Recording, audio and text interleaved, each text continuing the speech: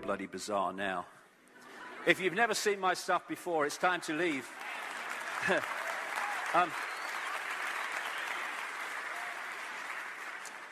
Who are this non-human group or grouping behind these particular bloodlines, and how do they interact? I had to go through this, so everyone else should as well.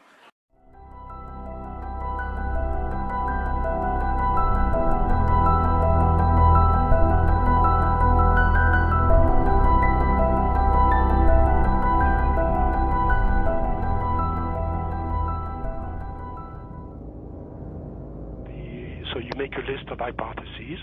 This is obviously not the natural phenomenon, and the extraterrestrial explanation seemed to be the best one. Why shouldn't we know that there's got to be life throughout the universe? So why shouldn't it be able to come here, especially since there must be civilizations there that are thousands, if not millions of years ahead of us? But then, as you get more and more data, you realize that's not what the witnesses are describing. What the witnesses are describing is something that, in many cases, comes out of nowhere, disappears into nowhere. There are cases of objects becoming transparent on the spot, physical objects, material objects. And I have no question that people have said, well, Vallée doesn't believe this is physical. Well, of course it is physical. It's material at some times, but it can also change shape. It can also merge with other objects, and it can also disappear on the spot. Well, if it does that, then it could be from anywhere, anytime.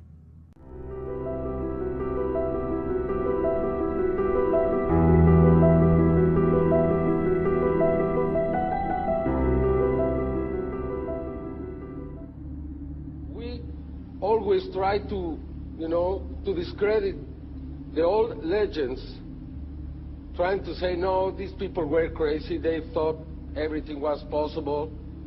But now we have the videos, and that's the big difference. Could you believe there are videos now of probably angels in the sky?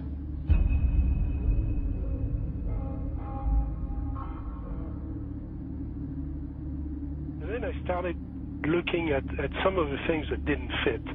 And one of the things that I had to ask is, when did this actually start?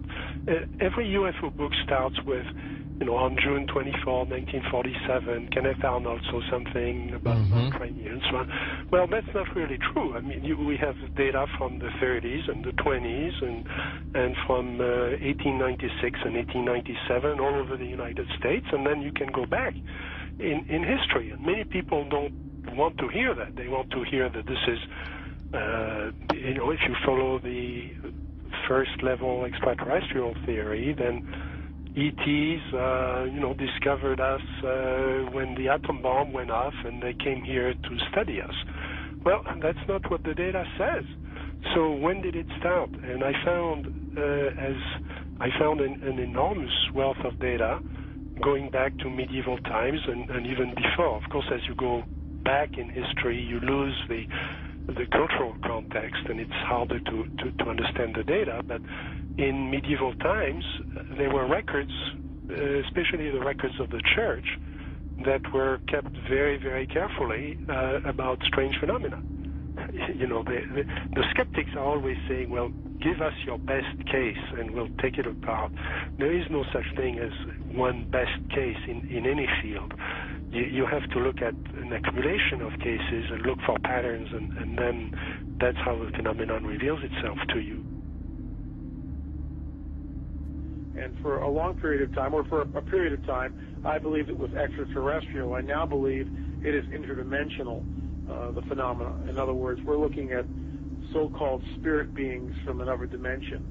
And I back this up in the new book by equating it to ancient manuscripts where these beings manifested to human beings and what their reactions were, and then comparing it to reactions present day of people who have had encounters, and the similarities are striking. First of all, you say to yourself, why would let's say anyone deliberately crash saucers in Roswell, New Mexico, and then allow the bodies to be retrieved? What are these bodies, in fact? And it took me a long time to figure this out. And this is a theory, okay? There's a difference between the grays, the little guys, right, that we see that have now been enculturated with the big black slanted eyes that are about 4 feet tall, all right? Those, let's just call them the grays because pretty much everyone knows them as grays. But there's another creature which people and abductees talk about that they see on board the ships, and these are tall beings, and they assume different forms. Sometimes they can appear as reptilian, other times they can appear as insectoid, other times they can appear as Nordic. In other words, in my opinion, they're shapeshifters. Now, why would I say that? What backs it up?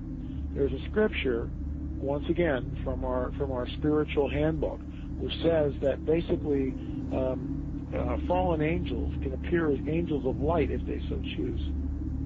Okay. They can appear as angels of light if they so choose. That's a shapeshifter, but it shapeshifts. It can appear as whatever it wants to appear. Insectoid, reptilian. Who knows what the thing really looks like? In my opinion, it's probably a reptilian. Apparently there was some sort of a confrontation. There was some sort of a war between these beings. Sides were drawn up, and we're kind of like, we're almost like cannon fodder in a way. It's unseen war, which is happening in another dimension all around us that we don't see.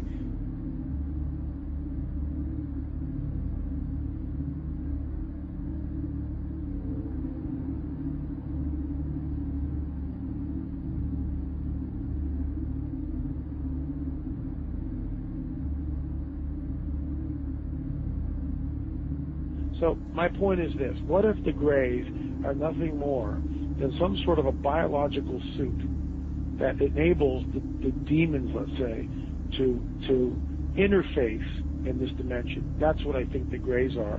That's why they're expendable. Me thinking, I wonder if there's some sort of like a biological clone or some sort of a body, if you will, that these demons can interface, inhabit, and then, of course, move about in this three-dimensional time-space continuum.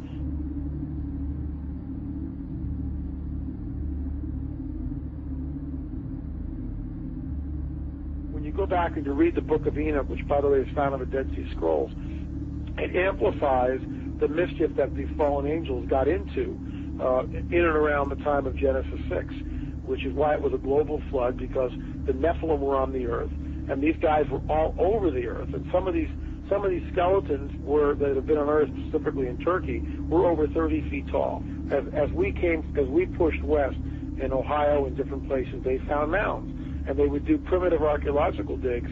And this is documented. I'm not making this stuff up. They found skeletons, oftentimes, that reached over 9 feet in length, with 6 fingers, 6 toes, and red hair. Now, one of the great mysteries of the West is what happened to these giants. There was nearly 60 skeletons brought out of this cave, but today they're nowhere to be found. Is it that there is some kind of archaeological cover-up that has occurred here?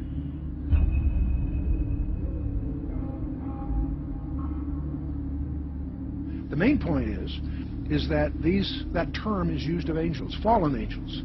And the offspring of those fallen angels with human women has produced a hybrid called a Nephilim. In the Hebrew, the term means the fallen ones. Also, the term is gigantes, which doesn't mean giants, it means earthborn. There was a gene pool problem on the planet Earth. Is that where the Bible then says that Noah was perfect? He wasn't perfect as his generations. Man. Verse 9. He was perfect in his generations. The word DNA. Perfect is tamim, meaning physical defects. You know, when you see something like that, it's overwhelming. It will change your worldview. And is that the coming great deception that ancient manuscripts warn us of? Here's a prophecy from 2,000 years ago, that what is coming on the earth will be so bizarre that even the elect would be deceived if that were possible. An object videotaped by many and seen by thousands over several nights in the Arizona sky in 1997. Major sighting here.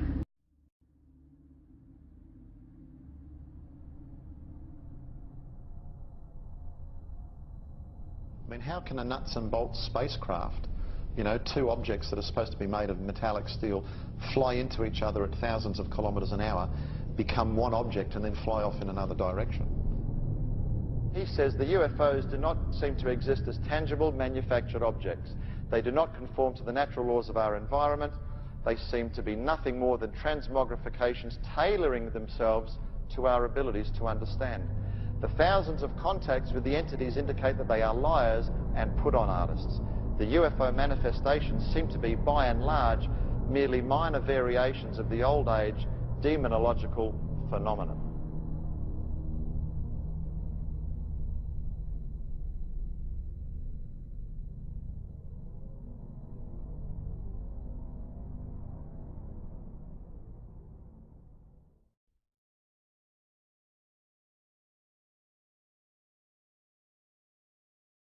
The nature of reality all the time.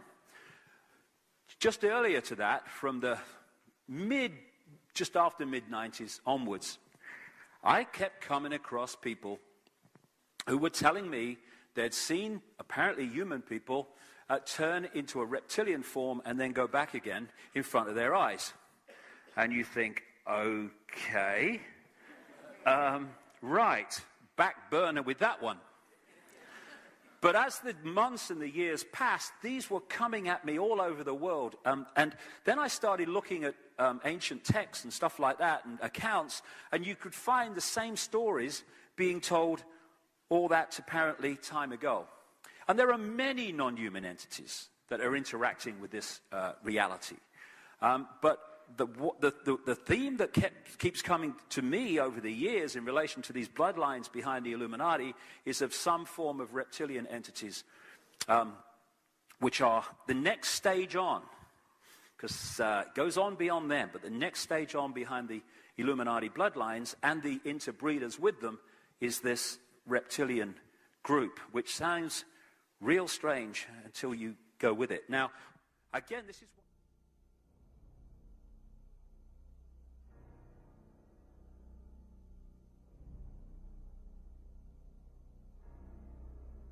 There are many different kinds of entities that do not have a human form, that operate just outside of human sight, and history has recorded them as demons and all this stuff.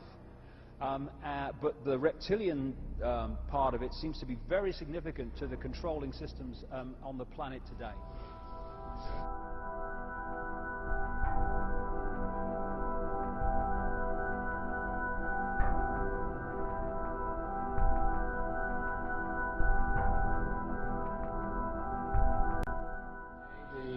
There's a lot of genetic experiments and Nephilim being created that are hybrids, and this is a very important part of what the Illuminati is doing, and they have been intermarrying with what the public calls aliens.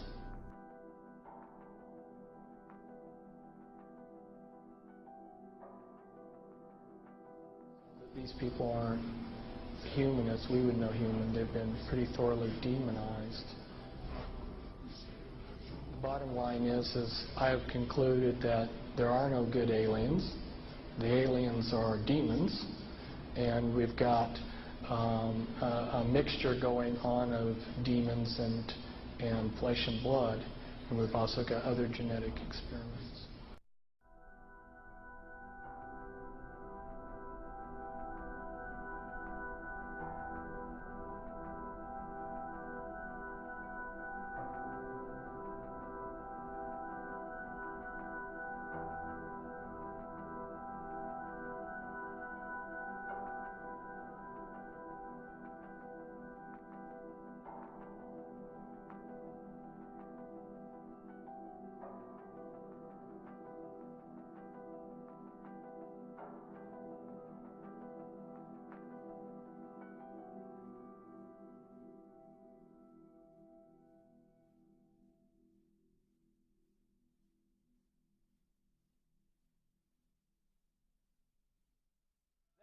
Have a vibrational sympathy with that which interbred with them. And this doesn't have to be physical interbreeding either.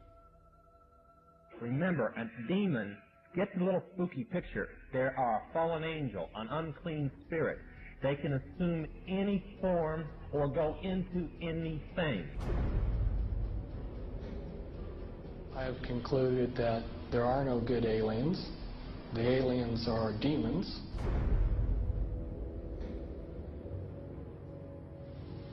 We can establish through this testimony that these objects of extraterrestrial origin have been tracked on radar going thousands of miles per hour, stopping and making right-hand turns.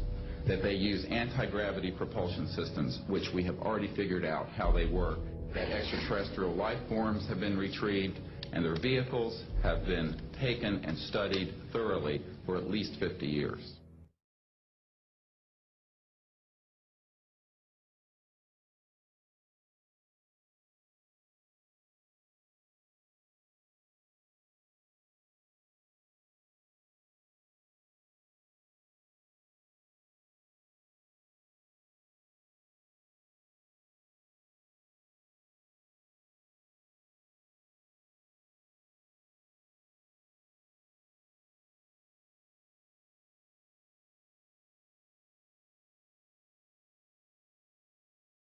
Nature to want to believe in some race of benevolent space brothers that will come and save us from ourselves.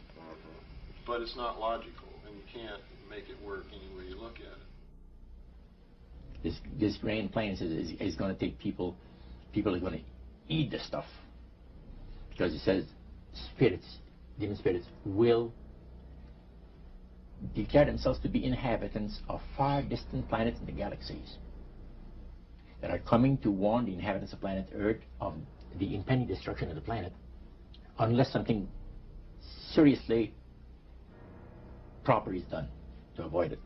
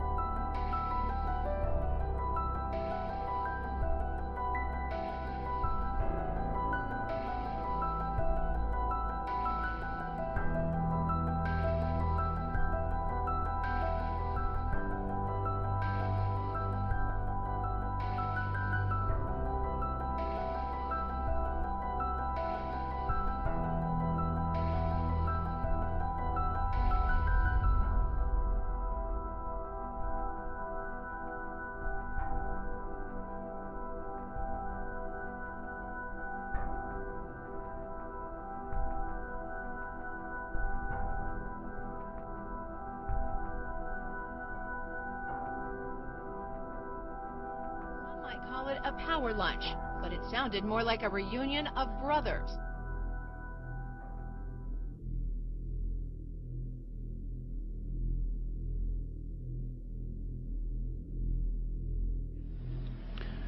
The Illuminati were to obtain control of the press and all other agencies which distribute information to the public.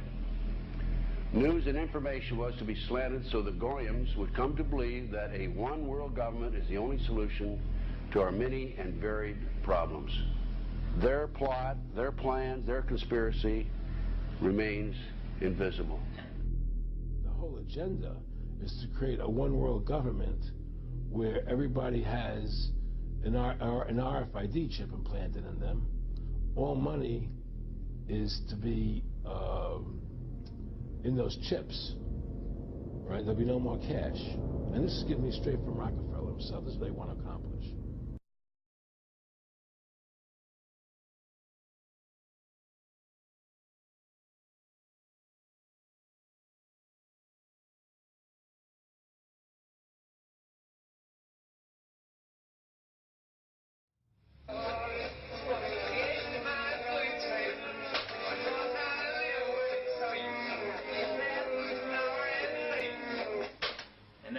says at the end of this is, he will give you 666.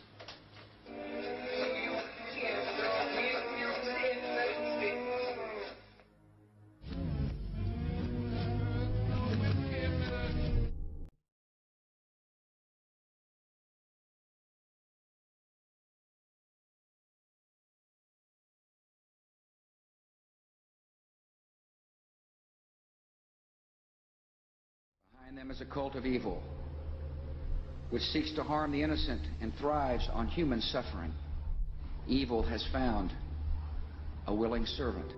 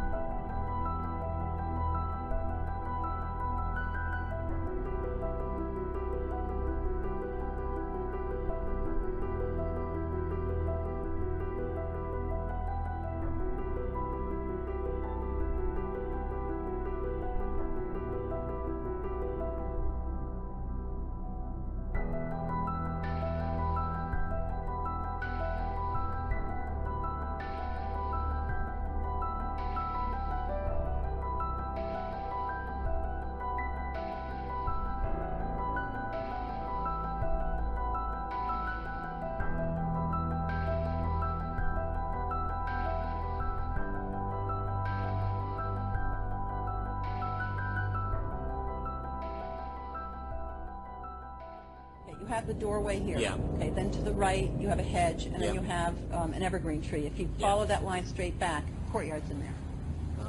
Okay. So that's where they have the ceremonies in the outdoor part of it was indoor. So we only got to see the outdoor part. Right. We only got to and to listen to the outdoor part. God only knows what went on indoors. And what did you hear? What was it you know? You managed to get this unique It was access to it. disgusting. It was gross. I mean, they were pretending to murder people. What was the tone of it, though? Was it jokey? Or was it Vicious. funny? No, it wasn't jokey at all. It was sick. It's about the only way I can describe it. It was sick.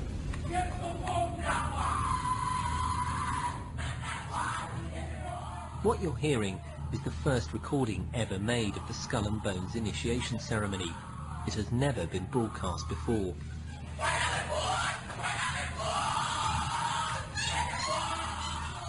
There's the chants too, difficult to hear first of all, but including the devil equals death and death equals death.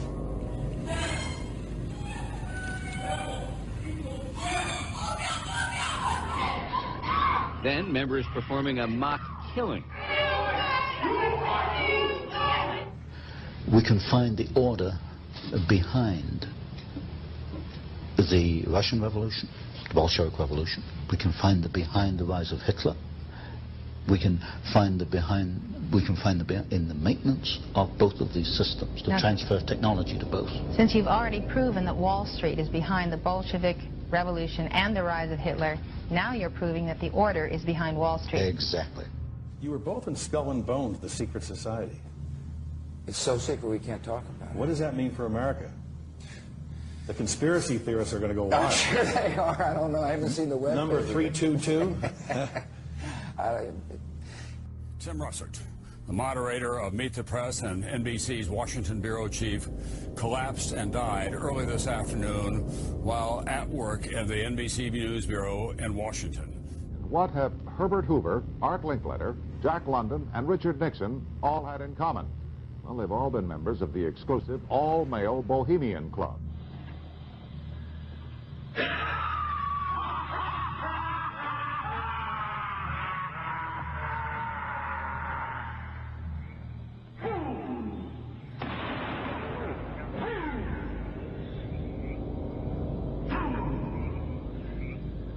When will you learn that me cannot slay? You burn me once again!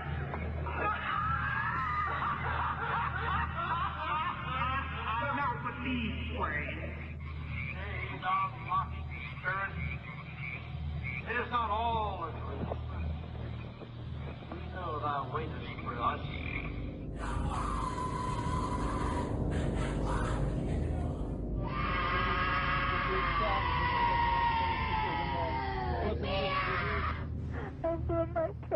In God. In God. In God. Stay out of the way, Keith. God. I think partly because of the magnitude of the disaster, and frankly partly because of the terrific way that the American press has covered it, and the press throughout the world.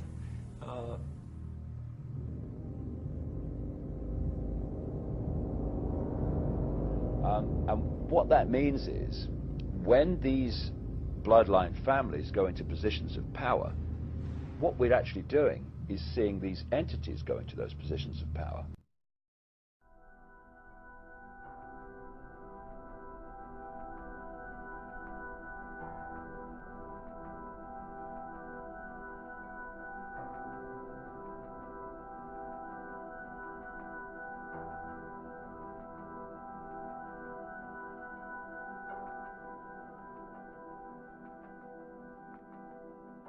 Now these guys who are manipulating my mind and programming me for mind control purposes claimed, and these criminals in control of our country as well, claim to be gods, demons, and aliens, in order that I feel totally helpless, in order that I felt like they were beyond my realm to affect. So these bloodlines can be, quote, possessed, their emotional, mental faculties taken over much more easily than the general run of the population does not have that hybrid DNA, thus that vibrational sympathy, compatibility between the two energy fields. So what they're doing in effect is using the secret society network they've set up to manipulate these bodies into power, but in doing so they're putting themselves into power because they're controlling the mental and emotional processes of these vehicles.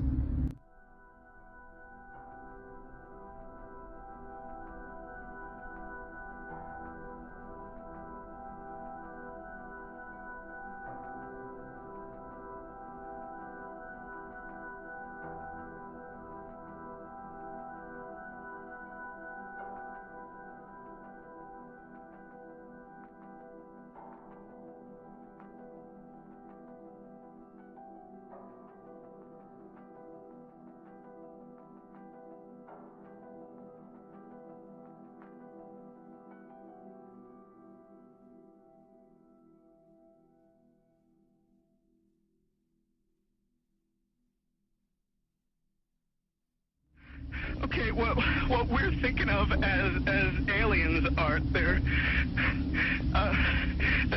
extra-dimensional beings that an earlier precursor of the space program made contact with. They are not what they claim to be.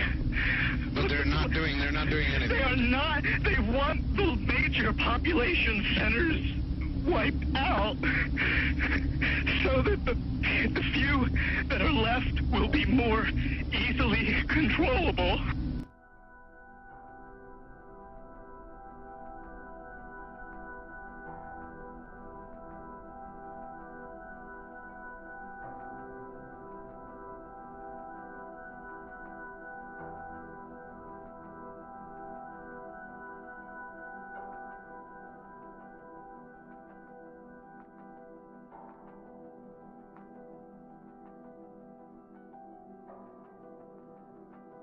With this subject of the Illuminati and its symbols.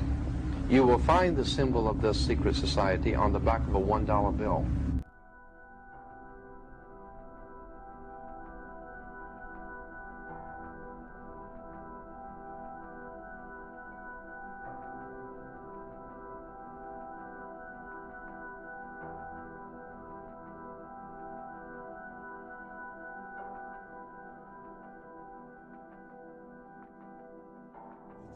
He told me that you're going to see men running around caves looking for Osama bin Laden. You know, you're going to see men looking for, you know, these guys, and they're going to be You know. And he told you it was all going to be bull. It's a phony. The whole thing is a fake. It's a fraud. Was he laughing, or was he just coldly saying this? No, it's more laughing. Cynical. Laughing, you know. It's more like, how stupid everybody is. How stupid everybody. We can do whatever we want to do. Hunt down those people who committed this unbelievable, despicable act on America.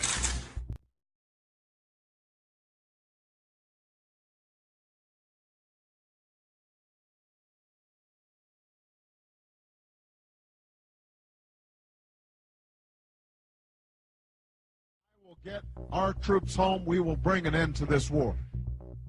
I have determined that it is in our vital national interest to send an additional 30,000 U.S. troops to Afghanistan. I do not make this decision lightly.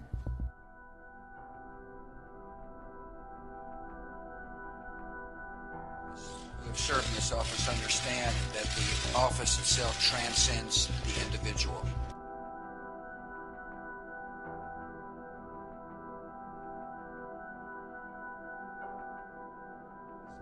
Families are therefore simply vehicles of these demonic entities. And these gods are these entities which feed off human energy and feed off human blood too. And they're just continuing to do today covertly what they were openly doing in the past. And ultimately, they are possessed by these entities.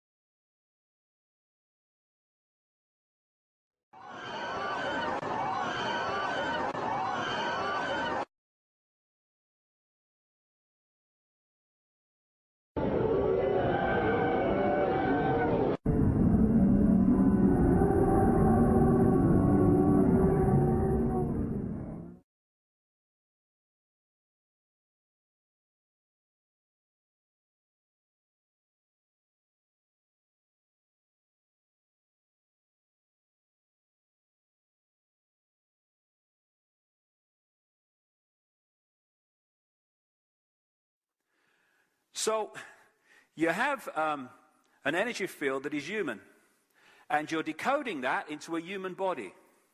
Then the reptilian level of that comes forward and becomes the dominant field, and suddenly you're decoding a different energy field, and then it returns and you're decoding this one again.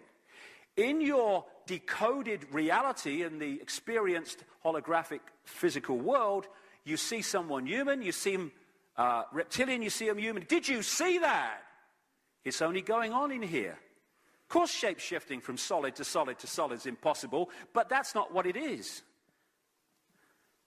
How appropriate. Because they're holograms. All physicality is holograms. It is an energetic field, and at the end, the level of the energetic field, because it's not solid, it's movable, changeable, and then becomes changeable in the decoded reality as we observe it in their head. That's where shape-shifting goes on. And again, we are perceiving, through what we call visible light, a tiny frequency range of human sight, human decoding. But just outside of this frequency range and beyond into frequencies well away from this one are endless kind of worlds and realities. And I say further away in that sense, but actually they're all sharing the same space. You know, in this space that I'm standing in now are all the radio and television stations broadcasting to Melbourne. I can't see them, they can't see each other, because they are operating on different frequencies. And when you tune into one of those frequencies, that's what you get. And what this physical body does is to tune us through that telescope I talked about earlier into and through the receiver-transmitter crystalline structure. It tunes us into this tiny range of frequencies called visible light, and this becomes the only reality. But interspersing this reality is all existence.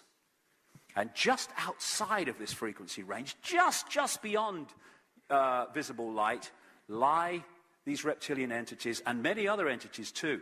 And, you know, you'll be in a house and you'll see a cat, for instance, reacting to what is to us empty space. And you'll say, what's wrong with a cat? Don't be daft, nothing there. But to the cat, there is something there, because its visual frequency range is much greater than ours, and therefore it's seeing things in the space that we can't see. So you have these reptilian entities, I'm sure other entities too, but the reptilian thing keeps coming up, who take over the thought process and mental processes. And we see the human when we decode that energy field of human, but behind it is something looking very different. Someone sent me this picture. It may be just a play of the light, but it's symbolic of what so many people see. Some people see full body shifts. Talk to those people all around the world. But what seems to be the common theme more than anything is the eye shift, where they take on a reptilian type straight down pupil instead of the round one of the human, very much symbolized by this. And a few weeks ago, a scientist friend of mine called me and said he'd been chatting to an acquaintance of his who's just been doing, I mean, I don't agree with it, but he's just been doing research into iris scan technology, which led him to look very closely at 2,300 eyes as part of this research. And his friend didn't know anything about my stuff at all. He was just in a conversation, and he said that around 4% of the eyes that he looked at very closely appeared to be of reptilian type and appearance, which is, and around the world, again, it's like, have you seen that new car? No, and you see them everywhere. Again, once this reptilian thing came into my life, I started to realize just how much reptilian imagery there is everywhere, all over the world. And the ancient myths and stuff like that of the Nagas in Asia, the people who were said to be part reptilian, part human, and could move between the two. And the many images you find portrayed of this coming together of Earth women and this reptilian race, and part human, part non-human, and all the rest of it. These are just a few examples that have been sent to me from around the world, but crikey, there's loads and loads of them that portray the same basic symbol of, again, fighting the snake, fighting the dragon is all part of it. And of course, one of the key stories in the Bible is of the serpent in the Garden of Eden, which, when you read that story in the way it's portrayed, absolutely changed the way that humans acted and saw themselves in the world. And you see the symbolic way that it's talked about. And that was in 1851, in what is now known as Iraq, archaeologist and explorer Sir Austin Henry Layard discovered a library with 22,000 tablets containing what we know to be the earliest writings on Earth. The writings date back to over 6,000 years ago, when the region was known as Mesopotamia, Sumer, and Babylon. Amongst these vast writings is a story which mirrors the book of Genesis in the Bible. It tells a story of a great flood which reshaped the face of the planet Earth and all of her inhabitants. It tells a story of a tower built and the creation of the spoken word. One of these scrolls includes a star map of what appears to be a sun and its planets. The writings include detailed descriptions and maps of our solar system matching what we know today and beyond. It includes a 10th planet in an orbit between Mars and Jupiter. It is written that the 10th planet Nibiru was thrust into our solar system and collided with the planet Tiamat. The remaining bulk of Tiamat over time became Eridu, the Earth as we know it, and the rest of her became the asteroid belt. In retrograde to the other 9 planets, Nibiru took orbit around our Sun in a long ecliptic or apogee. Lasting 3,600 years, it passes between Mars and Jupiter. In recent years, based on the patterns of our known solar system, astronomers have been looking for a planet with this same orbit.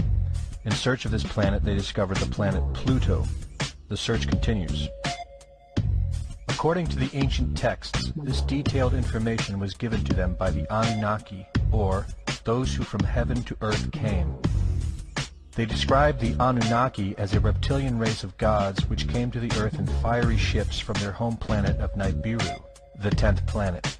It is written that these Anunnaki came to the Earth to mine gold and other elements to serve in protecting the atmosphere of their distant home planet. After a workers' revolt, the Anunnaki rulers began to genetically alter Cro-Magnon man to create a slave race, resulting in the human race.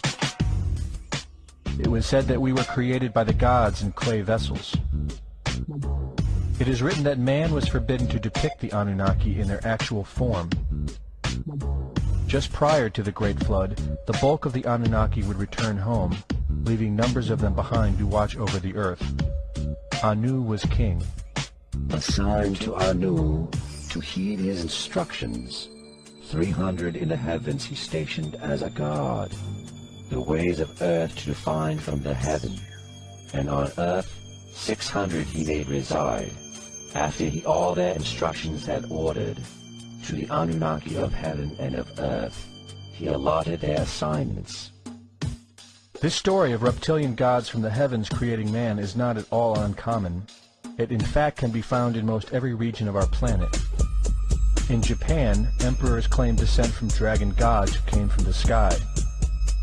Australian Aborigines teach of a reptilian race which lives underneath the earth and governs over men.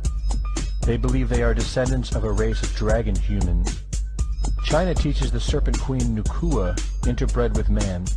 India calls these reptilian gods Nagas and claim they seeded their royal families. Throughout the Middle East it is believed a serpent race created man. The book of Genesis tells of giants who came from the heavens to breed with the daughters of man. They are called the Nephilim. In Africa they call them Chitauri, children of the serpent. The royal kings of Africa claim descent from serpent gods who came from the sky. In South America, the Mayans teach that their ancestors were the people of the serpent. The Aztecs were said to be created by a serpent woman. In America, the Hopi Indians believe sky gods came to Earth to breed with their women and refer to them as their snake brothers. The word Sioux means snakes, and Iroquois means serpents. It seems the only places you will not find this historical story is where the history has been methodically destroyed. The descendants of King Anu in Sumeria and Babylon can be traced throughout time. The pharaohs of Egypt were from the bloodlines of the Babylonian kings. The rulers of the Roman Empire can be traced to Egyptian hierarchy. All throughout Europe, the royal families can be traced back to the great Roman emperors. 34 of the presidents of the United States are directly descended from European royalty, with the remaining 8 who are only closely related to these same bloodlines. In 1934, President Franklin Roosevelt placed the Great Seal, originally created in 1782 by the Freemasons, on the dollar bill. Represented in the Great Seal is a pyramid and the all-seeing eye, known to be used by the elusive society of the Illuminati. Strung together in conspiratorial confusion are secret societies such as the Illuminati, the Freemasons, and the Bohemian Club. In 1917, National Geographic did a story on a place in Montreal, California called Bohemian Grove. The story reports a place where the world's elite, members of the Bohemian Club, retreat to in late July and conduct an ancient occult ceremony called the Cremation of Care. Every year in July, the world's leaders, media moguls, and members of the World Bank spend 2 weeks of what is known as a men-only retreat at the Grove. In the year 2000, BBC television show World of Wonder infiltrated Bohemian Grove with hidden cameras and aired the video on the BBC. The video shows the large mass of men donning red and black robes and once again conducting the Cremation of Care ceremony. The altar is at the base of a 200-foot owl, the Babylonian symbol of the god Moloch, the god of human sacrifice. In the video, a body is delivered upriver to the altar where it is set on fire. Upon being aired, members of the Bohemian Club reported that the ceremony is a put-on, merely done for entertainment and fun. This history tells a story of our world leaders having a deep involvement in satanic tradition, worshipping our reptilian overlords, serpent gods. It poses the possibility that we may be and have always been enslaved by our leaders, no different than sheep or cattle. There is an endless amount of information out there which supports this, but don't take my word for it. It's just another example of the The reptilian symbolism all over the place. And when you look at the castles and the stately homes of these bloodlines in the aristocracy, and also in the churches as well, and they're behind them, and they were behind the building of them, then again, you find these what we call gargoyles that have a reptilian feel about them. And the coats of arms of so many of these aristocratic families carry the dragon in various forms.